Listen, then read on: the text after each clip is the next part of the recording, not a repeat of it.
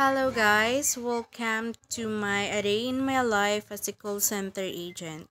Makwento ko lang guys, this is my second time as a call center agent.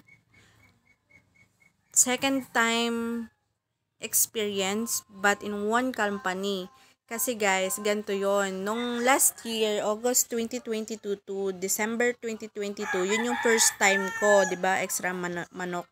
Yun yung first time ko as a call center agent. Virgin BPO ako noon. So, ang account namin or LOB namin noon is yung DCS. Yun yung doon about ordering. Pero, yun pa din. And then, after nga noon, ng December 2022, finish contract kami. And after finish contract, sabi nila, no, hindi na muna magki-clearance, antayin na lang muna yung incentive pay or back pay. Maalin na ko anong tawag doon. Just after 4 months, nakuha ko yung back pay. Ng ano ata yun, April or May. Basta yun, nakuha ko noon. And then, syempre yun, lumalaot pa rin naman kami noon. Nasama pa rin ako sa pagdadagat dito sa amin. Kaya, nag-stay muna ako dito sa amin. Tapos yun, nung mag-August na, sabi ko, try ko kaya ulit mag-apply kasi may na-receive nga akong email about sa Alorica na hiring daw. So, apply ako. Send ako through email. Tapos yun, na-replyan nga nila ako. Pasa sa interview, sa initials, sa finals. Tapos after that, ano bang tawag doon? Medical. Kasi nga ba, pumasa ako. Kasi bago naman ako nag-medical, may information din sila na binigay sa amin. Tapos nag-meet nga rin kami through Microsoft Teams. Tapos yon after nun, medical na, tapos antay, JO na, after ng medical, nag-JO kami. Or, after medical, nag-JO na nga kami.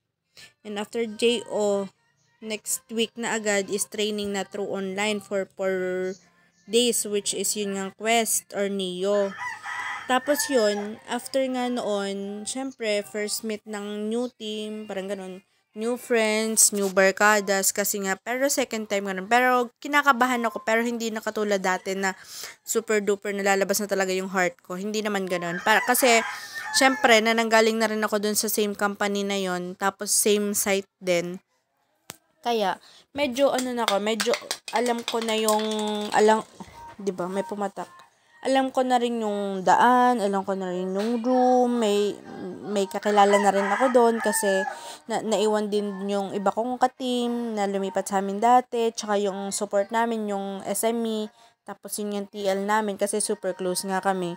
So, ayun, nagkikita-kita din naman kami doon. At syempre, kailangan kong batiin din sila kasi syempre nakakamiss din naman yung dati na experience mo, diga.